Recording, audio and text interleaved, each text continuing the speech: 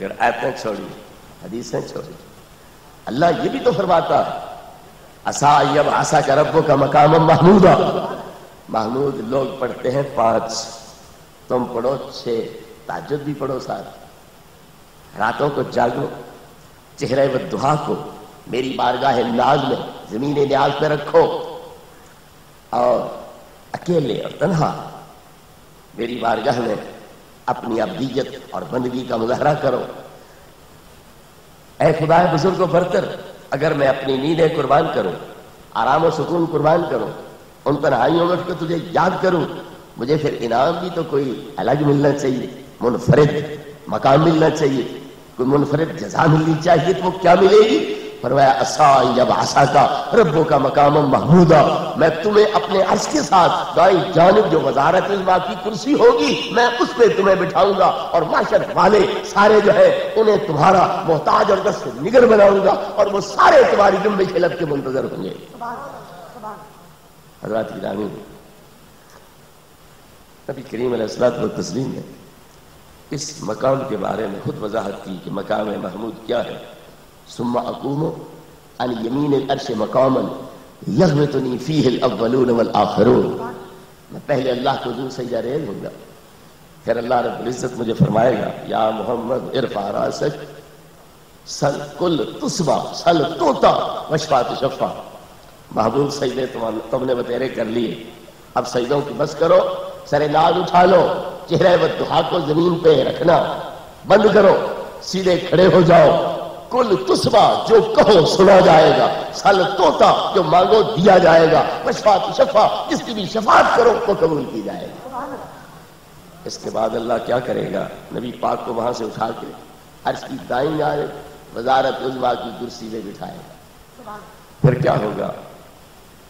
جب میں اس مقام محمود پہ آؤں گا تو سرکار فرماتے ہیں کہ یحمدہ الاولون والآخرون، اگلے پچھلے سارے نبی کریم علیہ السلام کی حمد و ثنا کریں گے، اگلے پچھلے سارے نبی کریم علیہ الصلوۃ والتسلیم کی حمد و ثنا شروع کریں گے۔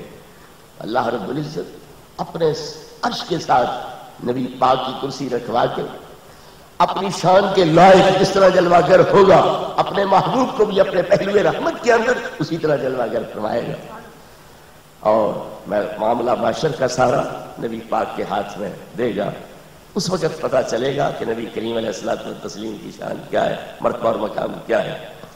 تو لوگ کہتے ہیں کہ نبی پاک کو اپنے انجام کا پتہ نہیں، کہ یہ مقام اپنا نبی پاک نے خود بیان کیا یا نہیں کیا، اور قرآن اور احادیث اس کی گواہی دے رہے ہیں کہ نہیں، کہ نبی پاک صرف اپنی بخشش کا یقین نہیں رکھتے بلکہ آپ کو یہ بھی یقین ہے کہ سب کی بخشش قیامت کے دن میرے ہاتھ میں ہوگی۔ محبوب کریم علیہ الصلوۃ والتسلیم فرماتے ہیں کہ مجھے اللہ نے 3 دعائیں مانگنے کا حق دیا ہے، گارنٹی دی، ضمانت دی کہ جو مانگو دیا جائے۔ ویسے تو ہر دعا مقبول ہے، پر یہ 3 دعائیں جو ہیں ان کی گارنٹی تھی، ضمانت تھی۔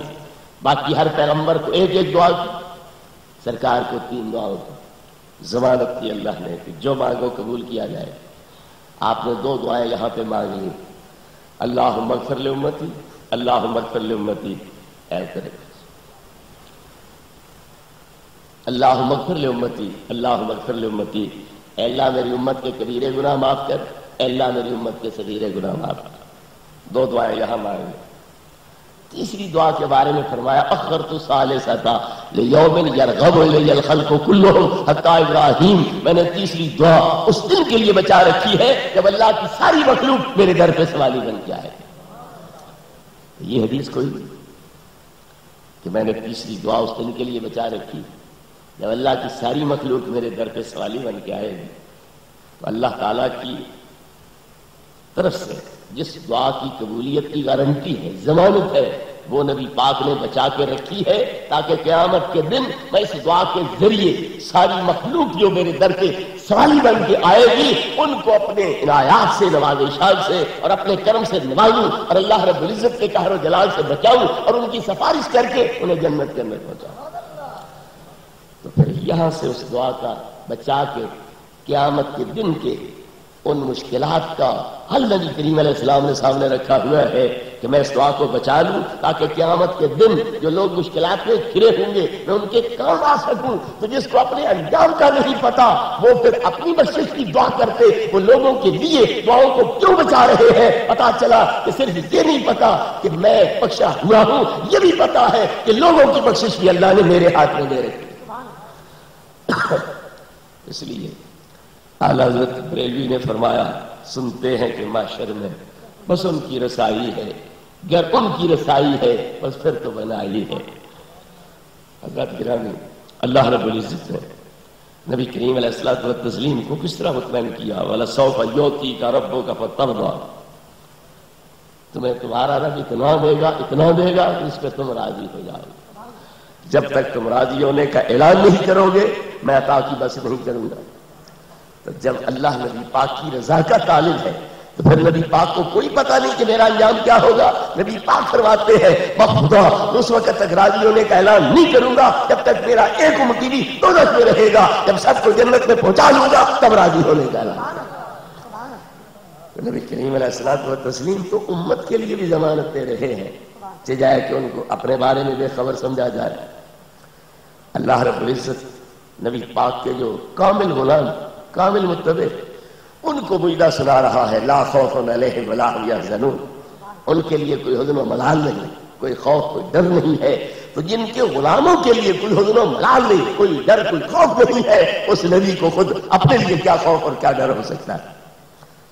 بہرحال یہ تو بڑا لمبا سلسلہ ہو سکتا ہے، میں نے صرف یہ کرنا تھا۔ ایک طرف وہ لوگ جو نبی پاک کی شان گھٹانے کی کوشش کر رہے ہیں کہ انہیں اپنے انجام کا بھی پتہ نہیں ہے، اور دوسری طرف امام اہل سنت ہے جو قرآن و حدیث کی روشنی میں نبی پاک کی شان اور مقام کو واضح اور اجاگر کر رہے ہیں۔ یہ احمد رضا بریلوی مشرک ہے، کیوں؟ اس نے نبی کو اللہ سے ملا دیا، لہذا یہ مشرک ہے۔ اعلیٰ حضرت بریلوی نبی پاک کو اللہ سے نہیں ملا سکتے۔ اگر دوسرے کو کوئی اللہ سے ملا سکتا ہے تو پہلے آپ اسے اللہ سے ملنا چاہیے۔ اگر دوسرے کو کوئی اللہ سے ملا سکتا ہے تو پہلے اسے آپ اللہ سے ملنا چاہیے۔ تو جب اعلیٰ حضرت بریلوی خود اپنے بارے میں یہ جرأت نہیں رکھتے تو نبی پاک کو اللہ سے کیسے ملا سکتے ہیں؟ بات صرف اتنی ہے، ملانے والا اللہ ہے، بتلانے والا احمد رضا۔ ملانے والا تو اللہ آپ ہے، امام احمد رضا تو بتلانے والے ہیں کہ اللہ نے ان کو جدا نہیں کیا۔ دنیا میں کیا کرتا؟ جو دن اس کا انفرادی دن ہے، امتیازی دن ہے، پنجابی کی روح سے نویکلا دن ہے، اس میں بھی یار کی کرسی ساتھ رکھ پائے گا۔ مالک یوم الدین، قیامت کے دن کا مالک، ملک یوم الدین، قیامت کے دن کا بادشاہ۔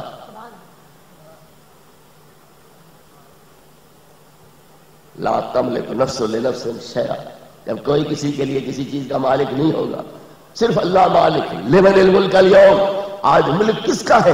للہ الواحد القہار، صرف اللہ واحد کا ہے۔ اور اس دن بھی اللہ کے عرش کے ساتھ محبوب پاک کی کرسی ہوگی۔ تو جب خدا جدا نہیں کرتا ہمیں تکلیف کیا ہے کہ ہم جدا کرنے کی کوشش کریں؟ اللہ آپ جدا نہیں کرتا، ہمیں تکلیف کیا ہے؟ ایک ہمارا خدا ہے، ایک ہمارا نبی۔ اللہ کی شان جتنی زیادہ واضح ہو اتنی ہمیں خوشی، نبی پاک کی شان جتنی زیادہ اجاگر ہو اتنی ہمیں خوشی ہے۔ جب اللہ آپ ان کو جدا اس دن میں بھی نہیں کرتا، انفرادی دن اللہ کا ہے، ہمیں تکلیف کیا ہے کہ ہم نبی پاک کو اللہ سے جدا کرنے کی کوشش۔ ہاں خدا خدا ہے، نبی نبی ہے۔ اگر عرش خدا کے ساتھ نبی پاک کی کرسی بچھ بھی جائے، نبی پاک اس کرسی پہ بیٹھ بھی جائے تو نبی پاک پھر بھی نبی ہے، خدا پھر بھی خدا ہے۔ نہ نبی خدا بنتے ہیں نہ خدا نبی بنتا ہے، خدا کا اپنا مقام ہے، مصطفیٰ کریم کا اپنا مقام۔ تو جب اللہ رب العزت آپ ملا رہا ہے انہیں ساتھ، اعلیٰ حضرت نے بھی وہی بیان کیا ہے۔ اعلیٰ حضرت نے کو اپنی طرف سے تو نبی کریم علیہ السلام کا یہ مقام نہیں بنا کے پیش کیا کہ آپ ساتھ ہوں گے، اللہ رب العزت کے عرش کے ساتھ آپ کی کرسی ہوگی۔ یہ تو خود نبی کریم علیہ السلام کا فرمان، اللہ رب العزت کا فرمان ہے۔ تو اعلیٰ حضرت نے اس کو بیان کیا۔ اس میں شرک کون سا آ گیا؟ اللہ رب العزت کی توہین کون سی آئی؟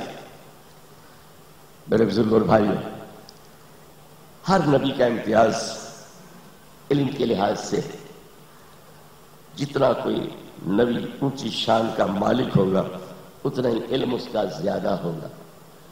لیکن لوگوں نے جوش توحید میں انبیاء کے علم کو گھٹانے کیا اس کی نفی کرنے میں یہاں تک آگے چلے گئے اور قدم بڑھایا کہ وہ کہتے ہیں کہ نبی کی ذات ذرہ بھر علم غیب نہیں جانتی، بلکہ نبی اور غیر نبی علم غیب کے بارے میں یکساں بے خبر اور نادان. بے خبر اور نادان. نبی غیر نبی کو ایک سطح میں رکھا اور نادان کا لفظ استعمال کیا. یہ گالی ہے یا نہیں؟ ایک طرف علم کا انکار کیا جو آیات حدیث سے ثابت، دوسرا مقام نبوت کے امتیاز کا انکار کیا حالانکہ انبیاء اس علم سے ممتاز ہوتے ہیں، اور پھر نادان کا لفظ جو گالی ہے وہ انبیاء کرام کے حق میں استعمال کیا. اعلیٰ حضرت بریلوی نے نبی کریم علیہ الصلوۃ والتسلیم کے اور انبیاء علیہ السلام کی اس شان کو اجاگر فرمایا. جس طرح آپ کے سامنے فاضل جلیل حضرت علامہ نظام الدین صاحب بیان فرما رہے تھے کہ اعلیٰ حضرت بریلوی نے علم غیب کے مسئلے پر حرم پاک کے اندر چند گھنٹوں میں ایک مبسوط کتاب لکھ کر کے علماء حرمین کو پیش کر دی. الدولۃ المکیہ وہ 8 گھنٹے کے اندر لکھ کے عربی زبان میں ان کے حوالے کی. اور اعلیٰ حضرت کی سوچ دیکھیے، ان علماء کی سوچ دیکھیے. اعلیٰ حضرت فرماتے ہیں کہ جن کا امتی غیب جانے بغیر مومن نہیں بن سکتا وہ نبی غیب جانے بغیر نبی کیسے بن سکتا؟ اگر امتی غیب جانے بغیر امتی نہیں بن سکتا، مومن نہیں بن سکتا، تو نبی غیب جانے بغیر نبی کیسے بن سکتا؟ یؤمنون بالغیب سے آپ نے استدلال کیا کہ جب تک کوئی غیب پر ایمان نہیں رکھتا، غیب کی تصدیق نہیں کرتا، غیب کا علم تصدیق کی یقینی اسے نہیں ہوتا، اس وقت تک وہ مومن متقی نہیں ہو سکتا. جب کوئی شخص غیب جانے بغیر مومن نہیں ہو سکتا، نبی پاک کا امتی نہیں ہو سکتا، تو پھر نبیوں کے نبی وہ غیب جانے بغیر نبی کیسے بن سکتے ہیں؟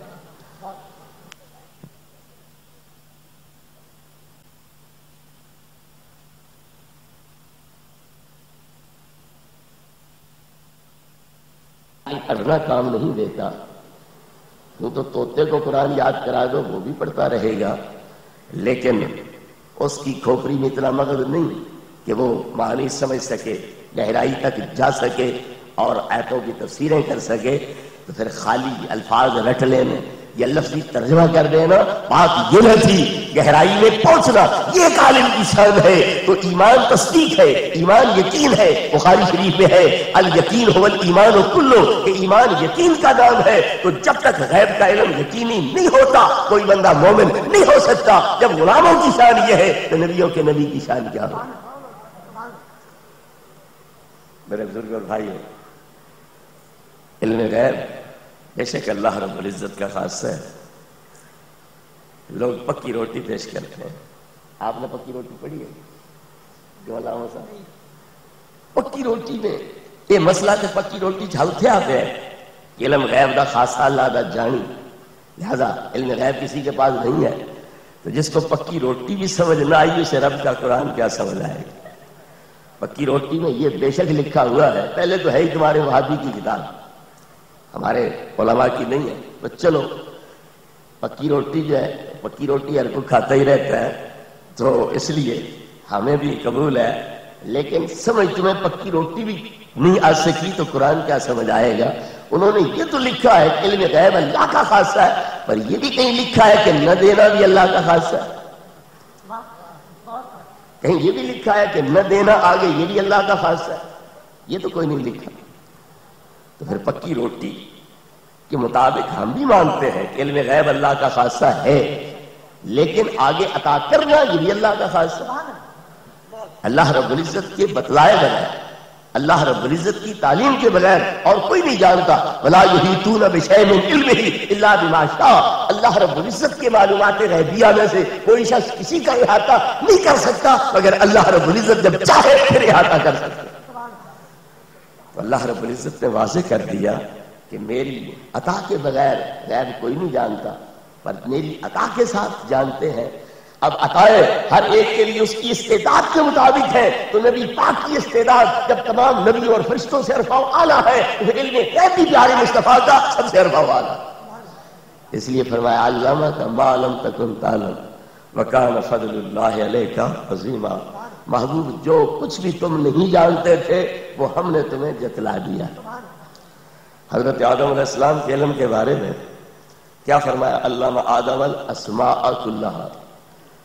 اور اسماء کہتے ہیں کائنات کی اشیاء کو، کیونکہ ہر چیز اللہ رب العزت کی دلیل ہے اپنے وجود کے لحاظ سے، حسن و جمال کے لحاظ سے، کمال کے لحاظ سے.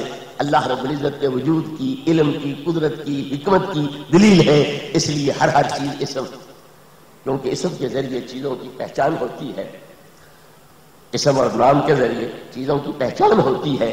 تو ہر ذرہ ذرہ جو ریت کا ہے، ہر پتا پتا جو درختوں کا ہے، ہر قطرہ قطرہ جو دریاؤں اور سمندروں کا ہے، یہ اللہ رب العزت کی قدرت کی دلیل، علم و حکمت کی دلیل، اس کے وجود کی دلیل ہے. اس لیے اسماء ہے. لیکن اللہ رب العزت کی ذات کا علم، صفات کا علم، شیوعات کا علم وہ اسماء سے تعبیر نہیں کیا جاتا. تو پتہ چلا حضرت آدم کو علم ملا کائنات کا، لیکن نبی پاک کو اللہ کی ذات کا بھی، صفات کا بھی، شیوعات کا بھی اور پوری کائنات کا بھی اللہ نے علم عطا فرمایا. تو اس عموم میں بھی ایک چونہ تخصیص موجود ہے کہ وہ کائنات کا علم ہے، لیکن نبی کریم علیہ السلام کو جو عطا کیا گیا وہ کائنات کا بھی ہے اور خالق کائنات کا بھی. امام اہل سنت نے نبی کریم علیہ الصلوۃ والتسلیم کے علم کی شان کو اجاگر کرتے ہوئے کیا بیان فرمایا کہ ایک طرف رکھو مخلوق کا علم، دوسری طرف رکھو نبی پاک کا علم. تو مخلوق کا علم قطرہ ہے، نبی پاک کا علم سمندر.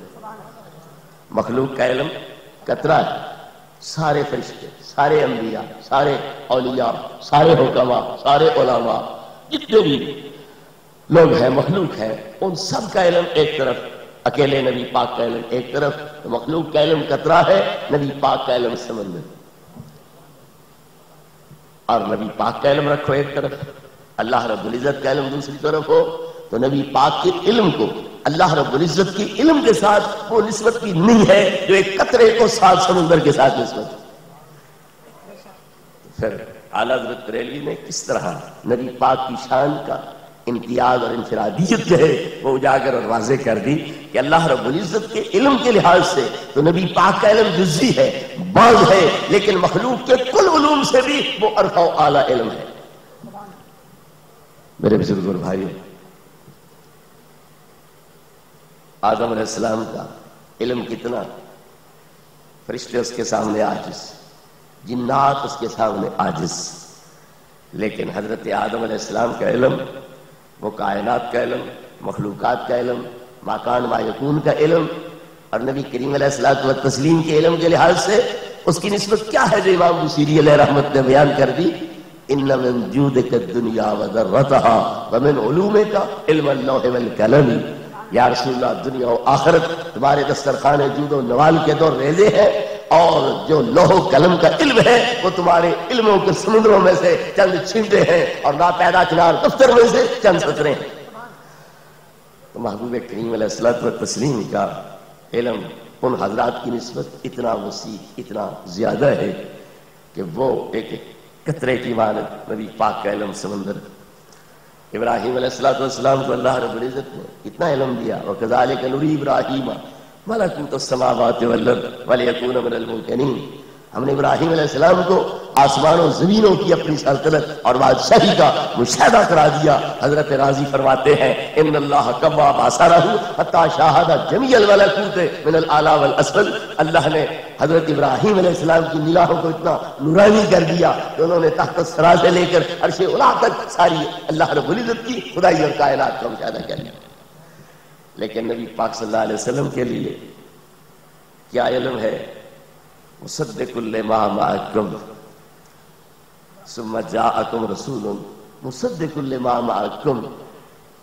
اے رسولو، جب میں تمہیں دنیا میں نبوت رسالت دے کے بھیجوں، کتاب و حکمت تمہیں عطا کروں، تمہارے لوگ امتی بنے، رعیت بنے، تمہاری سلطنت حکومت قائم ہو، تمہارے تحت ہواؤں پہ پروازیں کرے، عین اس موقع پر میرا یہ محبوب آ جائے جو تم سب کی تصدیق کرنے والا ہے، تو لَتُؤْمِنُنَّ بِهِ وَلَتَنْصُرُنَّ، تم ان پہ ایمان بھی لانا، ان کے دین کی امداد بھی کرنا۔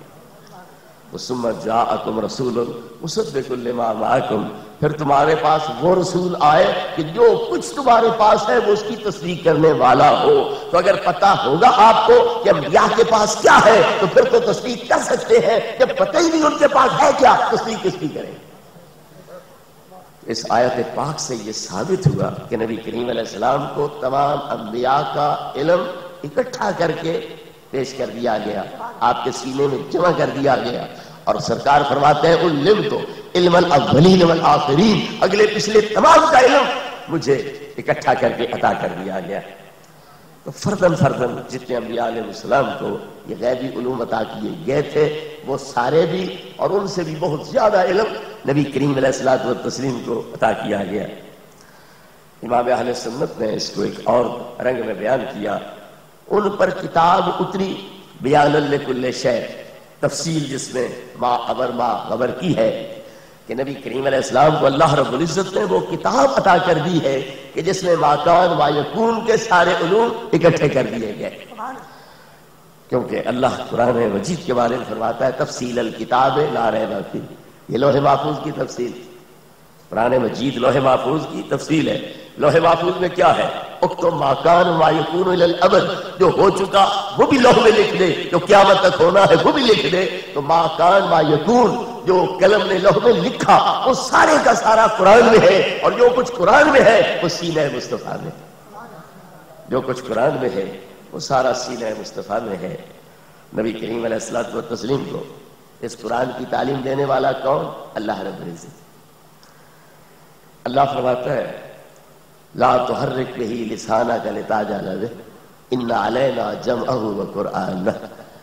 جبریل پڑھتے تو نبی کریم علیہ السلام ساتھ بھی پڑھتے، پھر درائی بھی کرتے، تو تیز زبان چلانی پڑتی، ہونٹوں کو تیز حرکت دینی پڑتی۔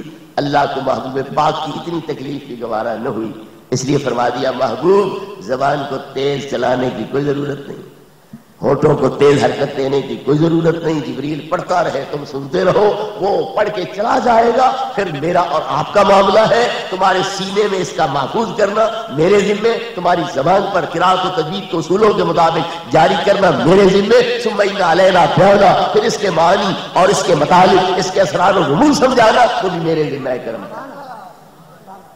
امام اہل سنت نے نبی کریم علیہ الصلوۃ والتسلیم کے اس منصب اور مقام کو بیان کرتے ہوئے کتنا پیارا انداز اختیار کیا۔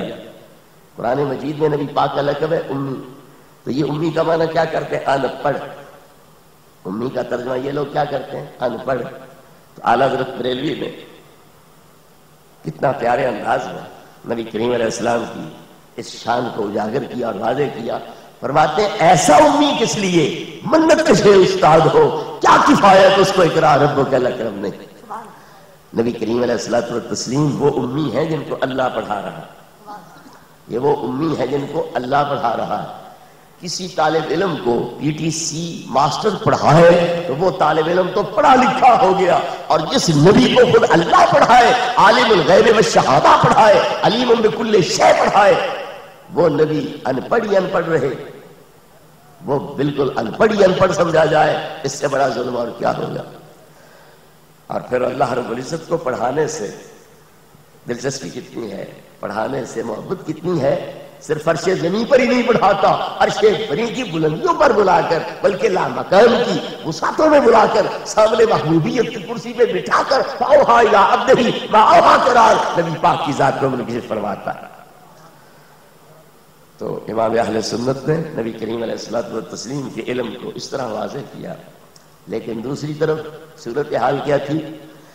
اگر نبی پاک کی ذات پر علم غیب کا اطلاق کیا جانا صحیح ہو تو دریافت طلب امر یہ ہے کہ اس سے کل غیب مراد ہے یا بعض؟ کل غیب مراد ہے یہ عقلاً نقلاً باطل ہے، اور بعض غیب مراد ہے، اس میں نبی پاک کی کیا تخصیص ہے؟ ایسا علم غیب تو زید عمر بکر سبھی مجنون بلکہ چار پایوں کو بھی حاصل ہے، کیونکہ ہر ایک کو کوئی نہ کوئی ایسی چیز معلوم ہوتی ہے جو دوسرے کو معلوم نہیں ہوتی۔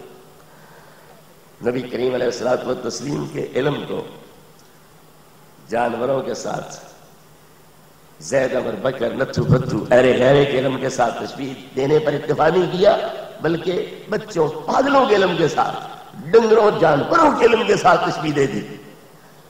گھٹانے کی اتنی ناپاک کوشش کی گئی، نبی پاک کے علم کی نفی کرنے کی اتنی گھناؤنی کوشش کی گئی کہ جن کا علم ساری مخلوق سے رفع اعلیٰ، جن کا علم لوح محفوظ کے اندر مندرج علوم سے بھی بلند و بالا ہے، رفع اعلیٰ ہے، ان کے علم کو زید امر بکر بچوں پاگلوں اور جانوروں کے علم کے ساتھ برابر ٹھہرایا جا رہا ہے۔ آپ کی کیا تخصیص ہے؟ ایسا علم غیب تو زید امر بکر سے بھی مجنون، چار پایوں کو بھی حاصل۔ تو ظاہر ہے نبی کریم علیہ الصلوۃ والتسلیم کا جو علم ہے وہ اللہ سے تو کم ہے، اللہ کے علم کا تو بعض ہے، لیکن مخلوق کے علم کو اس کے ساتھ نسبت کیا ہو سکتی؟ جبکہ بقول امام بوصیری علیہ رحمت لوح محفوظ کا علم، قلم کا علم اس علم کی برابری نہیں کر سکتا۔ نبی پاک فرماتے ہیں خود کہ تمام انبیاء کا علم جو فردن فردن انہیں دیا گیا وہ یکجا کر کے میرے حوالے کر دیا گیا ہے، تو پھر صحیح مقام نبی پاک کے علم کا وہ ہے جو اعلیٰ حضرت بریلوی نے بیان فرمایا کہ مخلوق کا علم ایک طرف، نبی پاک کا علم دوسری طرف، تو مخلوق کا علم قطرہ ہے، نبی پاک کا علم سمندر۔ پھر اس شان کو کیوں نہیں اجاگر کیا گیا؟ نبی پاک کے اس مرتبے مقام کو کیوں نہیں واضح کیا گیا؟ اعلیٰ حضرت بریلوی نبی کریم علیہ السلام کو حاضر ناظر مانتے ہیں، بے شک ہمارا عقیدہ ہے، وہ ہمارے امام ہیں، ہم اس عقیدے کے اندر ان کے مقلد ہیں، متبع ہیں، ہمارا بھی عقیدہ ہے، لیکن اس برادری کو اس مسئلے میں جھگڑا نہیں ہے۔ مسئلہ ان کے نزدیک بھی مسلم ہے کہ غیر اللہ حاضر ناظر ہو سکتا ہے اور ہے، لیکن فرق صرف اتنا ہے ان کا جی ٹھنڈا ہوتا ہے ملک الموت کو حاضر ناظر مان کے، شیطان کو حاضر ناظر مان کے، امام اہل سنت کا کلیجہ ٹھنڈا ہوتا ہے نبی پاک کا یہ کمال مان۔ تو فرق مسئلے میں نہیں ہے، اختلاف مسئلے میں نہیں ہے، مسئلہ تو مسلم ہے، غیر اللہ اللہ کی عطا سے حاضر ناظر ہو سکتا ہے، مگر یہ قسمت کی بات ہے کہ وہ شیطان کو حاضر ناظر مان کے خوش ہے اور اعلیٰ حضرت ہمارے نبی پاک کو یہ شان مان کے اور آپ کے حق میں یہ کمال مان کے وہ اس پہ خوش ہے۔ مسئلے میں تو جھگڑا نہ رہا نا، آپ صرف انتخاب دیکھ لیجئے کہ ان کا انتخاب کیا ہے، اعلیٰ حضرت کا انتخاب کیا ہے۔ ان کے کلمہ پڑھنے کا تقاضا اس رنگ میں ظاہر ہوا کہ جو کمال نبی پاک کے حق میں شرک کہا وہ ملک الفاظ میں بھی مان لیا، شیطان میں بھی مان لیا، مگر اعلیٰ حضرت کی نیاز مندی کا تقاضا یہ ہے کہ کمال کسی کو کائنات میں سے بعد میں ملے گا، پہلے میرے مصطفیٰ کو ملے گا، اور جس کو بھی ملے گا میرے مصطفیٰ کے دست کرم سے ملے گا۔ میرے بھائی براہین قاطعہ میں ان لوگوں نے یہ بات تسلیم کر لی کہ شیطان کو مشرق سے مغرب، شمال سے جنوب تک زمین پہ رہنے والی ساری مخلوق کا علم محیط ہے، ملک الموت کو تمام کائنات کا علم محیط ہے، اور وہ لکھتا ہے کہ الحاصل غور کرنا چاہیے کہ شیطان اور ملک الموت کا حال دیکھ کر علم محیط زمین کا فخر عالم کے لیے ماننا شرک نہیں تو ایمان